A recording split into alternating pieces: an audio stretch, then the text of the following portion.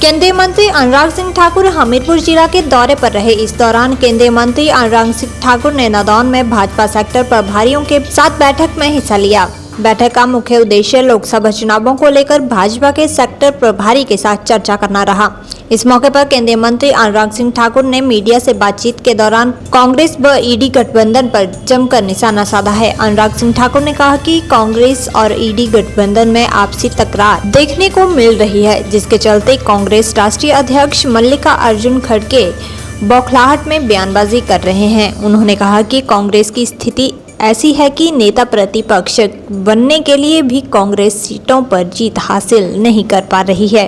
गौरतलब है कि कांग्रेस के राष्ट्रीय अध्यक्ष मल्लिका अर्जुन खड़गे ने कहा कि भाजपा 2024 के चुनाव में जीत हासिल करती है तो देश की स्थिति रशिया की तरह हो जाएगी, जहां पर चुनावों की मात्र औपचारिकता होती है। वहीं ईडी की कार्रवाई से भाग रहे झारखंड के मुख्यमंत्री हेमंत सोरेन को लेकर केंद्रीय मंत्री अनुराग सिंह ठाकुर ने कहा कि किसी प्रदेश के मुख्यमंत्री पर भ्रष्टाचार के सीधे आरोप लगे हैं, लेकिन मुख्यमंत्री ईडी की कार्रवाई के समक्ष जवाब देने से कतरा रहे हैं, जो कि गंभीर विषय है, जिस पर ना तो कांग्रेस पार्टी और ना ही आम आदमी पार्टी और ईडी गठबंधन बोलने से बच रहे हैं। केंद्रीय मंत्री अनुराग सिंह ठाकुर ने कहा कि लालू प्रसाद यादव ने भी लगातार भ्रष्टाचार किया था।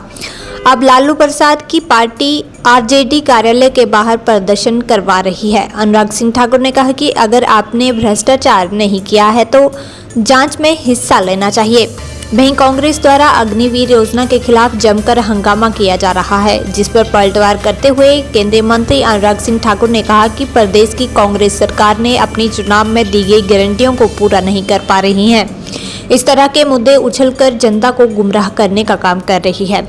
प्रदेश कांग्रेस के नेता अपनी ही सरकार के खिलाफ विरोध प्रदर्शन करने में जुटे हुए हैं।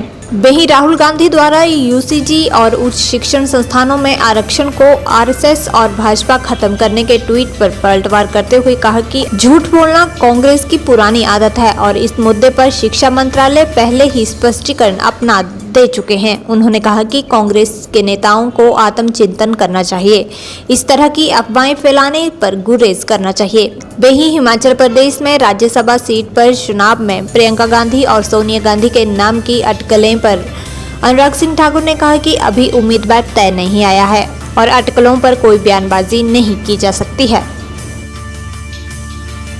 देश के लिए स्थिरता और निरंतरता बहुत आवश्यक है और जिस गति के साथ देश आगे बढ़ रहा है, ये दुनिया भर के लिए एक बड़ी उम्मीद बनी है। दुनिया भारत की ओर उम्मीद भरी नजरों से देख रही है।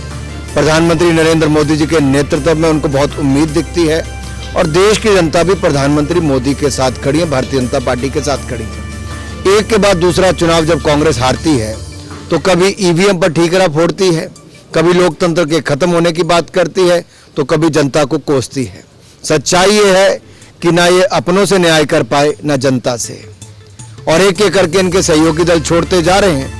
और यही कारण है कि आज ममता बनर्जी इनसे मिलने से मना कर देती है, इनके सहयोगी दल इनको छोड़ के चले जाते हैं और कई और जाने की तैयारी में ताक लगाए बैठे हैं। तो निश्चित तौर पर खड़गे जी, आपके लिए तो कठिन समय है, क्योंकि आपको इतनी भी सीटें नहीं मिलती कि आपका नेता प्रतिपक्ष चुना जाए और आगे भी नहीं मिलने वाली। इकोनॉमिक ऑफेंडर्स बिल हमने बनाया था, जो देश के बैंकों के पैसा लेके भागे थे, ताकि यूपीए के समय पे जिन्होंने बैंकों के साथ हेराफेरी की और पैसे लेके भाग गए, उन भगौड़ों को पकड़ने के लिए तो हमने इकोनॉमिक ऑफेंडर्स बिल लाए, आर्थिक अपराध वाले भगौड़ों को। लेकिन अगर किसी राज्य के मुख्यमंत्री के ऊपर गंभीर भ्रष्टाचार के आरोप लगे हों, वो जांच एजेंसियों का सामना करने की बजाय भागते हों, तो ये अपने आप में प्रश्न चिन्ह खड़ा करता है। और इस पे ना आम आदमी पार्टी बोलती, ना कांग्रेस बोलती, ना कांग्रेस के बाकी सहयोगी बोलते हैं। तो आखिरकार ये भ्रष्टाचार के मामले में सब एकजुट क्यों हैं? वो लोग जो कभी पिछड़ों की राजनीति करते थे, जो समाजवाद की बात करते थे, जब लालू जी आए तो उन्होंने चारा घोटाला किया, इन्होंने जानवरों को भी नहीं छोड़ा। जब केंद्र में मंत्री बने तब जाके जमीन के बदले जॉब देने की ऑफर की, आज उसके चलते उनका जांच चल रही है।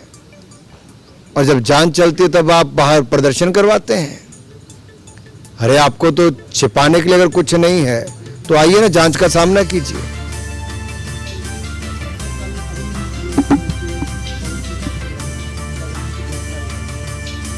मुझे लगता है कांग्रेस का काम केवल ऐसा वातावरण खड़ा करना है, खुद तो कुछ कर नहीं पाए, सारी गारंटियां फेल हो गई, 1500 रुपये महीना दे नहीं पाए, 5 लाख नौकरी दे नहीं पाए। हिमाचल के युवा बेरोजगारी के चलते पूछते हैं कि कहां है हमारा रोजगार, और उसका कोई जवाब नहीं देते। किसान पूछते हैं कहां 2 रुपए किलो गोबर, कहां 100 रुपए लीटर दूध खरीदा, नहीं खरीदा। 1500 रुपये महिलाओं को देना था, नहीं दिया। ऐसे ही अनेकों गारंटियां जो दी थी उनमें से कोई भी पूरी नहीं की, तो कांग्रेस मुंह छिपाती फिर रही है। और अब इनके अपने ही नेता, चुने हुए प्रतिनिधि भी ये कहते हैं कि अनदेखी हो रही है, तो जनता की तो क्या हालत होगी जब कांग्रेस का कार्यकर्ता और नेता ही अपनी सरकार पर गंभीर आरोप लगा रहा है।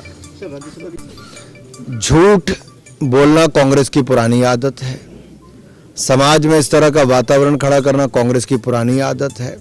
और एक नहीं अनेक बार डिपार्टमेंट ने भी कई बार क्लैरिफाई, पहले भी जब ऐसे के झूठी अफवाहें फैलाने का काम कांग्रेस करती तो सरकार ने उसमें पहले भी स्पष्टीकरण दिया है। मैं इतना ही कहूँगा, अगर कांग्रेस के नेताओं के पास कोई काम नहीं तो कम से कम अपना चिंतन तो करें, अफवाहें फैलाना बंद करें।